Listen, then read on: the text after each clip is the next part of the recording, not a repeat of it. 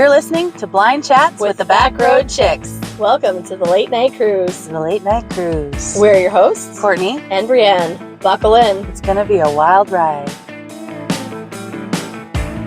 Okay, I feel like it's gotten a little bit better. Darling, feeling pretty lonesome. I call you on the phone some, but I don't have a dime. Welcome back, folks! It's snowy. It is very snowy. I can't see it, but I can feel it with a little slip and slide beneath your rubber. Hello. Howdy. Howdy, folks. Slippery when wet. Ooh. We're back. My mother's going to kill me. Oh, why? Slippery when wet.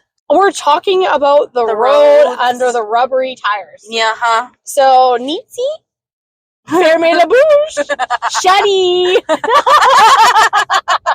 I'm going to get slammed. You might.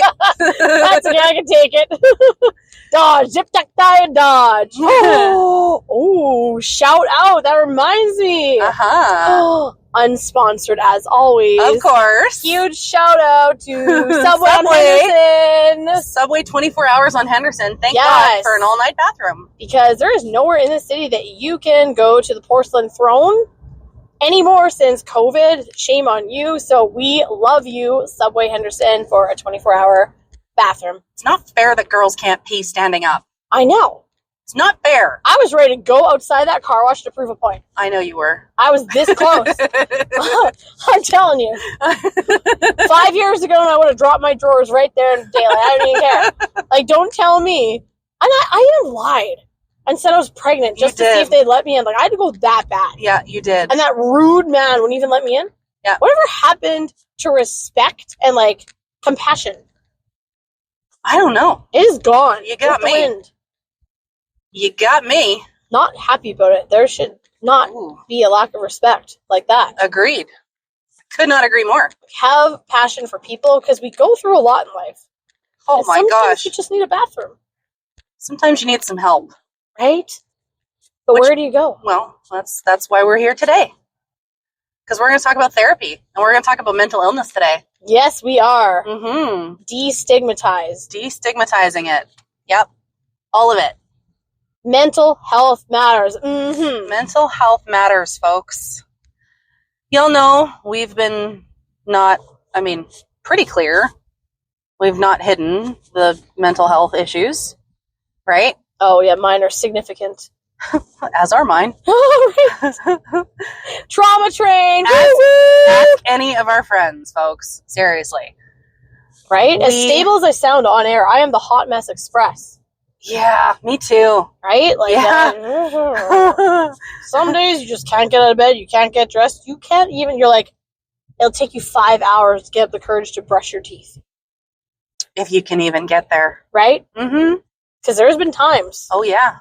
Where I won't do it. Admittedly, I would skip a shower, I wouldn't eat for 24 hours, I would just lay in bed in a ball of despair, and it happens far more often than I'd like to admit. Yep. But that's the cold, hard truth. I agree.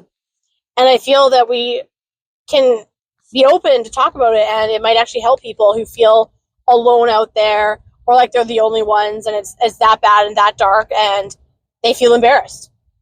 Yeah, I know there's often been a stigma of, there's a lot of the mentality of mind over matter. Yes. I've heard that a lot. And where I do agree with it, of it's course, not always. To an extent. Correct. Like, you got to talk chemical imbalances at some point. Yes, you got to talk genes, hormones, all of those kinds of things, neurotransmitters, all of that kind of stuff. Well, and stuff that we didn't necessarily know, our generation is just figuring that out. Yes. Right? So the previous generations before us, didn't have access to the technology or the medical science that we have now. And it's still not perfect. We're just scratching the surface. Absolutely. Of a lot of these things. And I think that we need to boost them and build them up as much as we possibly can. And we need to get them out into the world. Yes. And spread more awareness that it's okay not to be okay. Yeah. life happens. Life is not easy, and we need to take the judgment away from other people. And I love that Bible verse of, judge not lest ye be judged. But what it is don't point out the speck in somebody else's eye when there's a log in your own. Amen. Just because you don't understand somebody's problems doesn't mean that you should point the finger at them, because we have far more in common than what sets us apart. Yep. And if we saw each other as human beings that are trying to go through life and just have the fundamentals of like food, shelter, warmth, happiness, joy, and purpose, yep, I think we would be a lot better off. Absolutely. And I think that understanding that it's not a competition is another huge thing too. Like, yes, my mental health struggles are just as relevant as yours. Absolutely. And my capacity for suffering is my capacity. It doesn't make it any more or less significant than yours. Absolutely. Right? Or anybody else's. Doesn't mean anybody else's is worse or not as bad. And a physical disability can be seen. Yes. But an emotional or mental disability can't. So there shouldn't be judgment on it just because you can't physically identify it. Yeah. Yeah, like I have friends that suffer with, anxiety and depression. I have some that are bipolar. Yep. I have some that are borderline personality. Yep. There are a lot of different things out there that have now been identified and can be treated to some extent. Some of them can't. And it's not a miracle drug that's going to make it all go away. Oh, absolutely. And I had PTSD back in the day, stemming from events when I was 14 that continuously perpetuated and reopened over and over. And I'm sitting here now with pretty sure complex PTSD, waiting for a psychiatric assessment just to make sure I can get the right supports in addition to therapy. And I think it's another thing, like I was against pharmaceutical intervention for a long time. I don't like it. I don't want to alter my brain chemistry. I don't want to be cathartic or anything like that. But it's okay. And I want to express that to people, that it's okay to need help. It doesn't have to be temporary. It doesn't have to be permanent. It doesn't matter what it is. It's about what's going to get you balanced chemically, emotionally, physically, to be able to just get out of bed. Yeah. And get to that next step. Just get functioning in your day. I heard a really good analogy about the medication portion. I read, the book is called Radical Love. Oh, yes! By Zachary Levi. And he told a story of a therapist that he had gone to see, and the analogy that he used was, he said, imagine that you're standing in a dark room. There's a light bulb with a string above your head, but you can't reach it. Yes, I remember that. Yeah, and he says, but there's a stool in the room. He said, you need to turn on the light. He's like, why would you not use the stool to step up, turn on the light, and then once the light is on, you can step off that stool? Exactly. Right? Yes. You don't need to be on medication for the rest of your life. You don't need to necessarily have therapy and support for any length of time. Maybe you do. Some people are on medication for the rest of their lives. I have been medicated for half of my life. Yep. And I have come to terms with that. And I've done the opposite and fought the battle alone. And my old psychologist, which I didn't have therapy back in the day because I didn't have the financial means to an end, which is a whole other piece to this. Yeah. But he was saying, like, you have been through more trauma in your life than all my patients combined. And I was only like 22 at the time. Yeah. And I fought it on my own. And now at 36, I'm at the point where I'm seeking intensive therapy and getting through that stuff and actually wanting pharmaceuticals to help through that too. Because it's about finding the right cocktail. It might be trial and error. It might be, and it's not going to be easy. It's not going to be overnight. It's going to take years. Yep. Like it takes 6 weeks of constantly taking your medication at the same time, every day, taking it faithfully and religiously to start making an impact. And to see if it's even the right one. Correct. And then you might have to change it at that point. And that's the struggle, and that's why it's such a horrible thing to live with. Anxiety and depression is because there is no one right answer. There is no one treatment. There's no one cure all. In fact, there is no cure. Yes. I think a lot of people are scared because there's no cure. They fear, and I was one of them, that you'd be stuck on that medication forever, or you'd be stuck in therapy forever. Yep. But that's not the truth. No. Maybe you will. Maybe you decide to. Maybe you want that. Maybe it does help you, and that's okay too. Yeah. There's no judgment. People need different things for different reasons. And some people do it differently. Some people will take natural remedies. Some people will only do therapy. Some people will only take medication and they don't want to talk to a therapist. Some people have a mix of both. It depends on the person. And I will say, St. John's wort supplement, it actually really does help.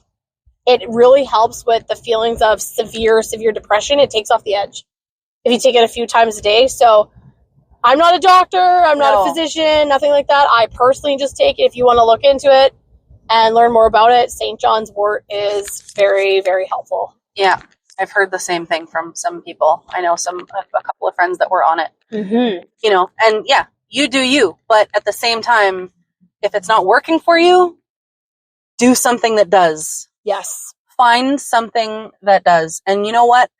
I know that in this world right now, financially, a lot of people aren't able to afford medication and therapy. And that's another reason why it's such a horrible thing to live with. Yes. Because it's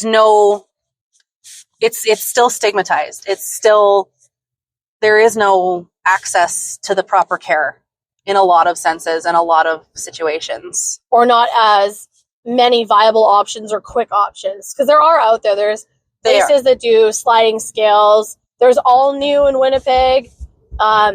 In the St. Boniface area, I do believe that's a great clinic, or the BetterHelp Online, which they're trying to do BetterHelp therapy now, which is really awesome. Yep. And if you get admitted or sent to a psychiatric help through the Central Health Crisis System Center, or the Crisis Center, if you have to do that, it is all covered. It's covered by Manitoba Health here in Manitoba, so there are resources for you. And I just say, don't be afraid. Yeah. And I think a lot of people think it's just you're going to a therapist's office and they feel judged or vulnerable, or like they're just going to sit there as a stereotypical thing you'll see on TV. Like, so how does that make you feel? Or like you're just being scrutinized or psychoanalyzed, or they're going to shove you on medication. And that's not it at all. No. They're not there to judge you or boss you around or tell you what to do. They're there to collaborate with you, work with you, and learn about your history and learn what's your priority. Why are you there? How can they guide you into shifting your perspective or giving you the tools and resources to get past it and to build this skill set into your life, so when you come into events in the future, you're able to handle them better and differently? Yeah, I agree. And I think, part of the huge, the biggest issue for people a lot of times is identifying their triggers. Yes. A therapist can help you with that. If you already know your triggers going in, that's even better. Yep. A lot of people don't. A lot of people don't know their triggers because it takes a lot of years to figure out what they are. And there's no guarantee that they're ever going to be the same. That's true too. Sometimes they change. Yep. Depends on your situation in life. It depends on everything happening around you. But I mean, for me, I know that therapy has opened my eyes. Oh, me too. And absolutely. I am very logically and psychologically minded. I have a passion for psychology. I have studied it. I don't have any formal training. I do. But but I do know quite a bit about psychology and the way the mind works and the patterns that it draws and the behaviors and, the reasons for behaviors. Yes. And so I am familiar with a lot of my own triggers. So I know what triggers me and I know why it triggers me. And it helps too. It's being very, very self-aware. And yes, for those that might not have the skill set developed yet, you can do thought records, which are really, really awesome. It's essentially you kind of sit down there, you journal. You want to pay attention to your own patterns so you can learn how to establish those triggers and separate the emotion and logic from it. And you can basically you'll write down a scenario and then you'll write down just the facts of the scenario, just the pros and cons. Then you'll write down the emotional components. Yeah. And then you'll write down a neutralized statement. Yeah. And you'll kind of rate your initial emotional response from 100 and what the feeling was and the anxiety. And then once you neutralize that statement, then you can reduce okay, how am I feeling now? Now that I've taken the emotion out, separated that out, now that I'm writing down the logic, and what you want to do in the logic section is write reasons that support this situation causing me anxiety, and reasons that invalidate the reason for this anxiety. So you can actually see it written out. Yep. And then once you write a neutralized statement about it, then you go down and reassess, like, okay, what's my anxiety level now? What's my anger level now? And then if you do that for triggers or scenarios that come up, you can kind of establish a pattern over time by reading what you wrote and seeing the congruencies between those. Yeah. To identify what your underlying cause is. Yep. And again, it takes time. Mm-hmm. I mean, I know for me, a lot of mine was triggered by grief. Okay. That's how it started. That is not where it has stayed. I mean, it's kind of made a recurrence, the grief side, because that's, something that I'm dealing with right now. But this particular situation is what pushed me into therapy. Right. It was twofold. It was something that it was two unrelated reasons, but it got me down to a point where I really didn't care if I lived or died. Yeah, me too, yeah. And I don't ever want to feel that again. Oh, and I had that too, extreme suicide ideation. Constantly. It's like I'd never had the guts to kill myself, but I wanted to. Yes. I did not want to be here. I felt, and sometimes, admittedly, I still feel the only way to escape this pain is to not be here. Yeah. It's a feeling of, you don't want to die, but you don't want to be alive in the pain. Yeah, exactly.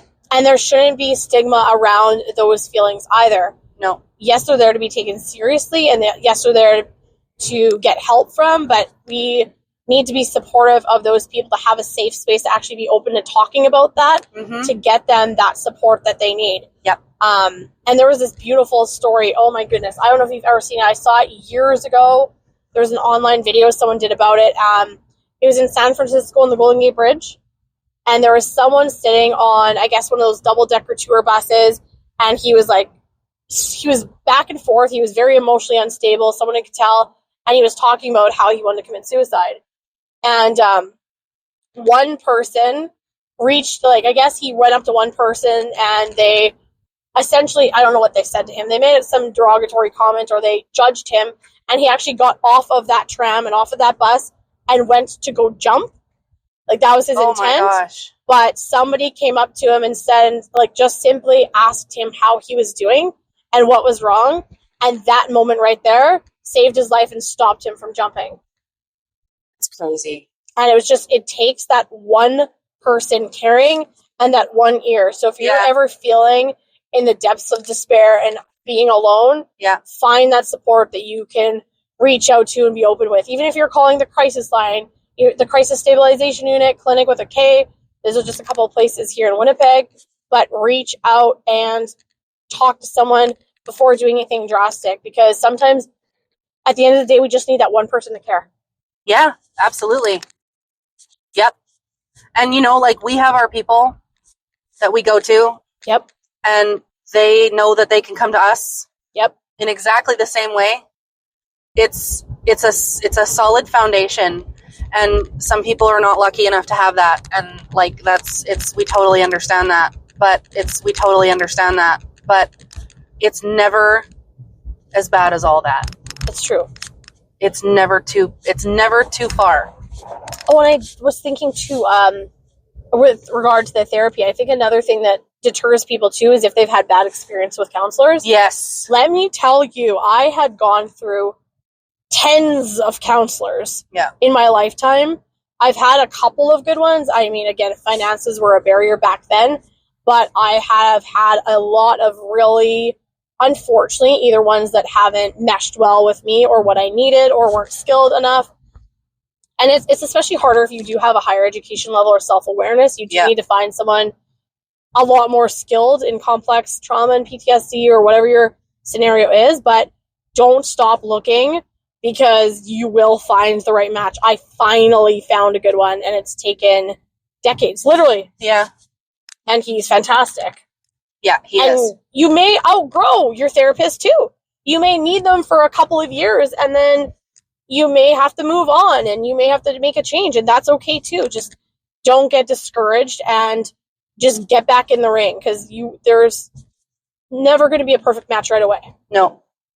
And we say this, like, we do speak from experience. Yes. You know, like, we get it. We're still pretty young, but it does happen. It is a learning curve. It's something that you're going to have to learn how to deal with. And, you know, there's a point where you have to kind of come to terms with the knowledge that this is not an overnight fix. For a lot of people, it's something that you will live the rest of your life with. But you can cope with it. It is entirely possible to find the right treatment and get through the worst days. Well, I think some of the things too, just to get through those worst days, and recently, one of my, I guess, colleagues, I would say, and another person were really encouraging me, like, small wins. Pay attention to your small wins. Yep. Sometimes it's literally getting out of bed and brushing your hair. Yep. Getting in the shower. Yep. You might not exercise, but you walk in place for 5 minutes. Like, count your small wins. Every little, and have self-compassion. I am the worst for beating myself up. Yes, you are. Oh my gosh, I am the worst. The negative self-talk, the beating myself up. Like, I am nasty to myself. And when my friends are nasty to themselves, I'm like, don't talk shit about my friend. That's true. That is very true. But we have to not talk shit to ourselves too.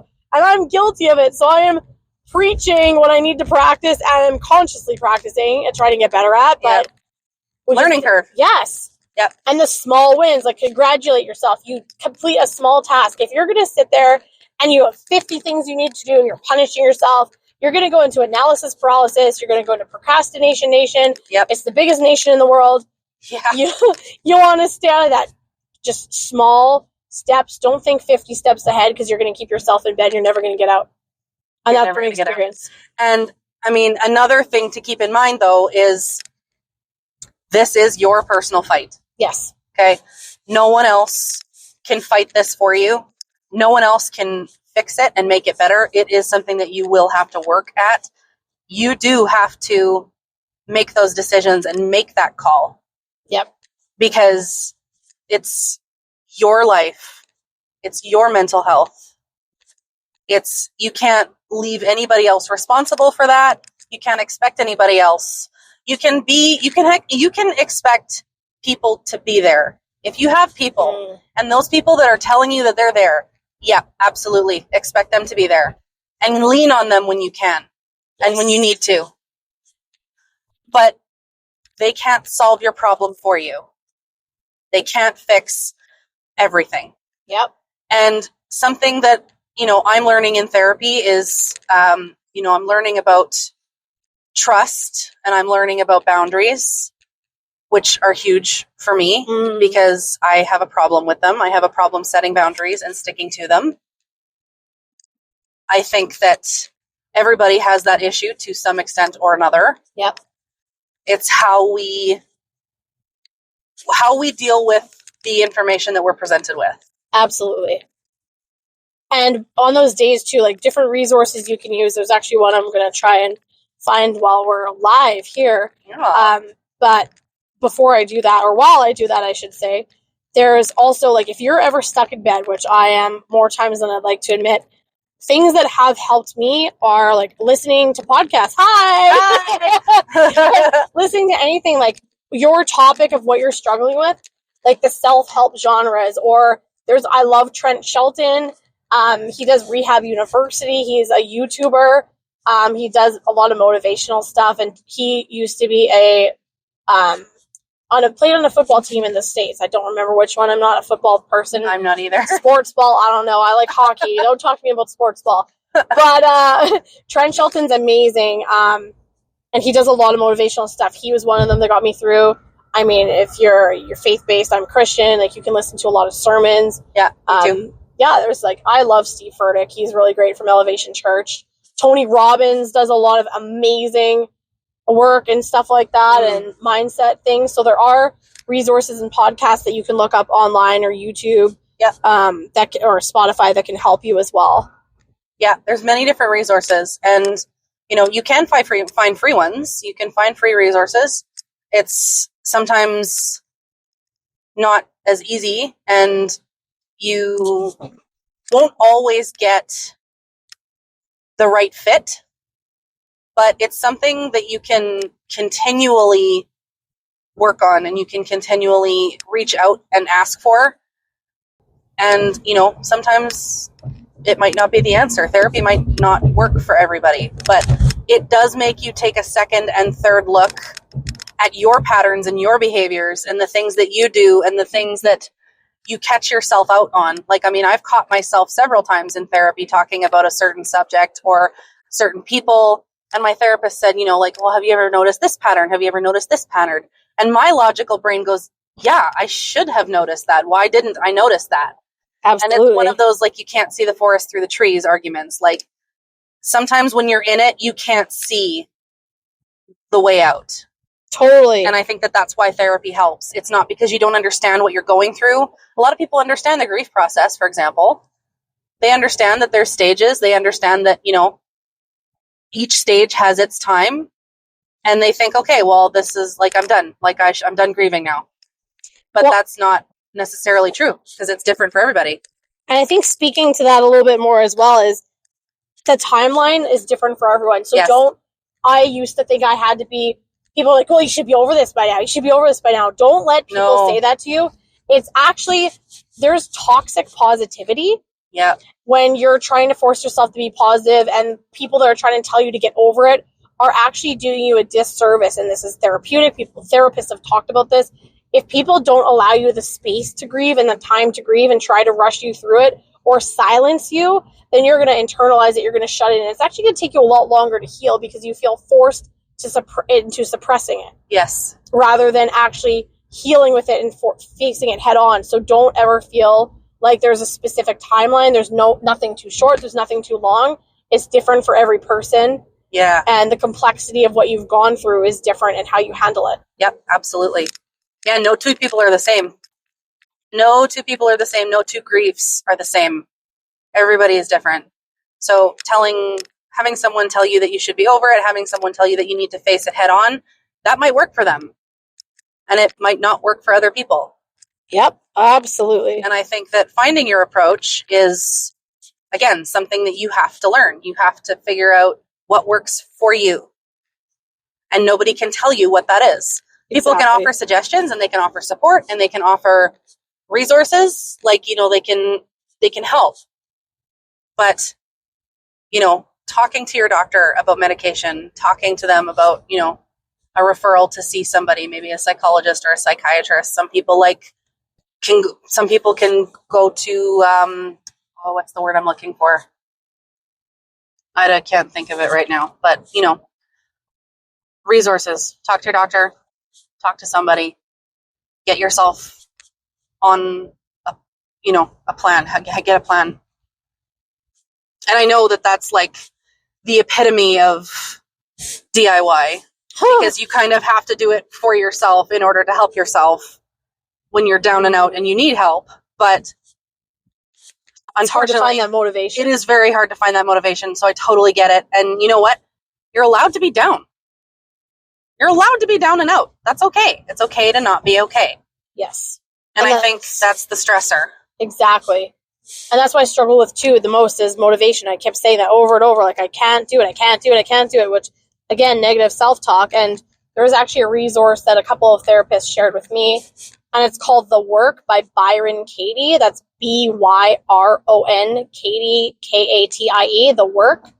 And it's essentially like a spiritual almost resource, not religious by any means. It just gets you to dive deep into asking yourself these very deep questions that help you unfold kind of your thought processes. And again, perspectives, triggers, and it challenges you. And they said just do it over and over until that light switches in your head. And it was actually written by somebody that faced extreme depression, couldn't get out of bed, depths of despair. And she ended up writing this book and this works to help other people be able to actually get out of it based on what she did and how it worked for her.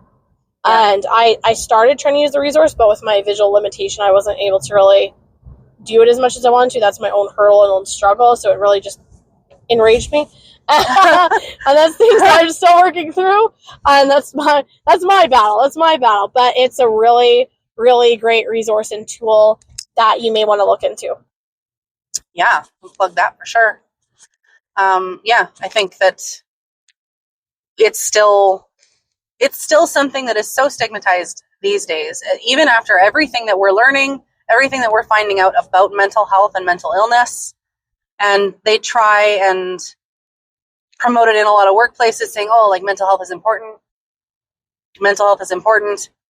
But they don't actually, they talk the talk, but they don't walk the walk. Yes, absolutely. They say that they're like trauma informed, or that they, are able to support that, people in grief, people facing crisis. But when it comes down to that, they don't actually have a viable action plan or resources on how to actually handle it in the moment, or personal experiences. They might, in theory, think that they do. They might teach about it. They might talk from a textbook, but experiences actually go a long way. Totally. And if you can't step into that place with someone and be there with them with like grief and trauma, walking with them, then you're not helping them to the fullest degree, because you have to have that depth of understanding from a non-judgmental, safe place for that person to be vulnerable. And honestly, like, if you haven't had mental health struggles, there is no way to understand it. Yeah. There is no way for you to understand them on a fundamental level. You understand the concept. And anybody with mental health struggles, and anybody without that I have spoken to, they will tell you there is no way to properly explain it and have someone understand completely. Yep. Unless you're in it, unless you've experienced it, unless you've gone through the motions and you've done the work, unless you've had, like whatever it is, whether it's trauma, PTSD, anxiety, depression, bipolar, BPD, all of those things. Whether if you haven't been in a situation where you're faced with that and you've never had to deal with that, there is no way to convey that information and convey that emotion and that feeling. And if you don't have that experience, if you work in a school, a facility, an institute, a workplace, wherever, where you don't have that capacity or that experience to be able to help that person because you haven't gone through it, then put ego and pride aside. Yep. And just pass the torch to somebody else better suited to handle the situation. It's okay. There's nothing wrong with that, because you'll be doing more damage and more of a disservice by trying to handle something out of your capability or repertoire.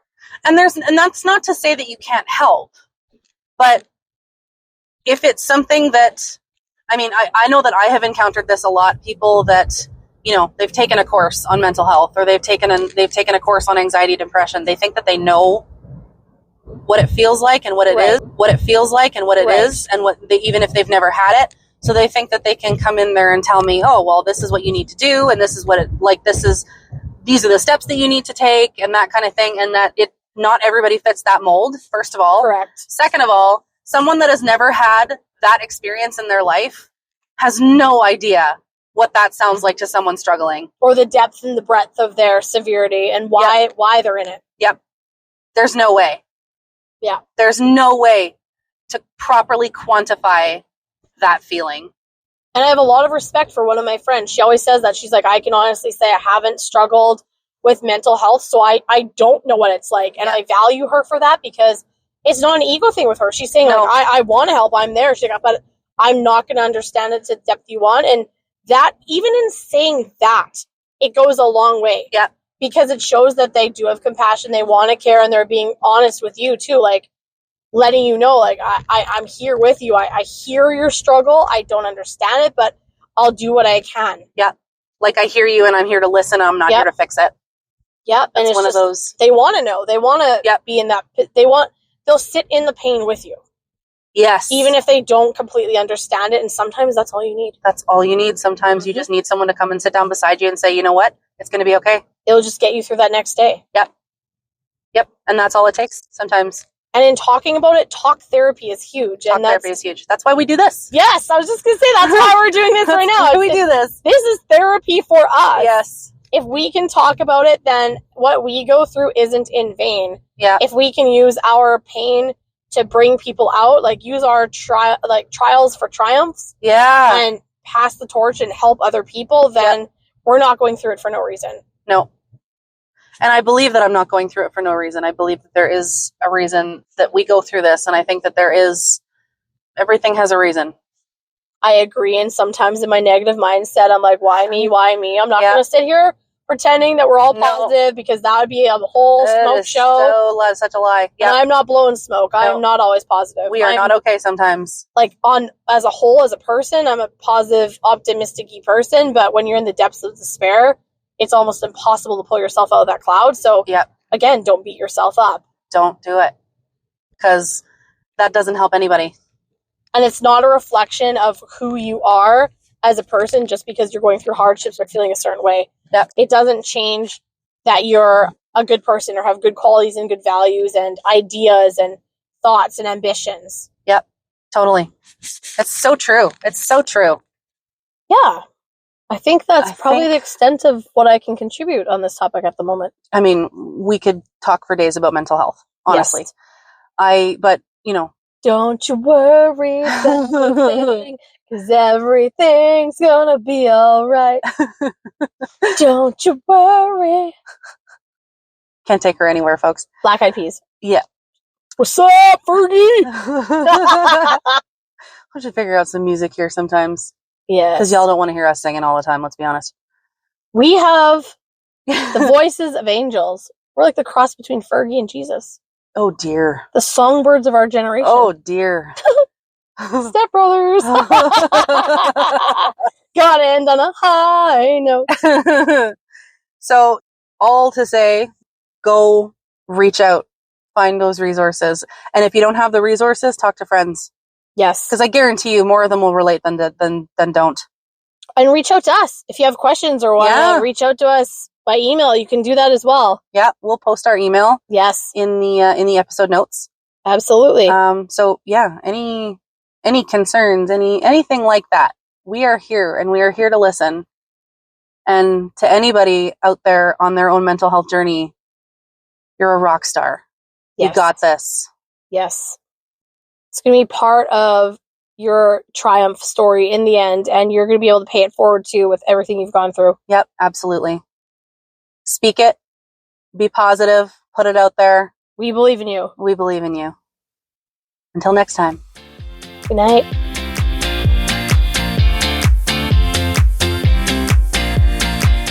You're listening to Blind Chats with the Backroad Chicks. Thanks for joining our late night cruise. For help keeping your drive alive, please tune in next week for more shenanigans.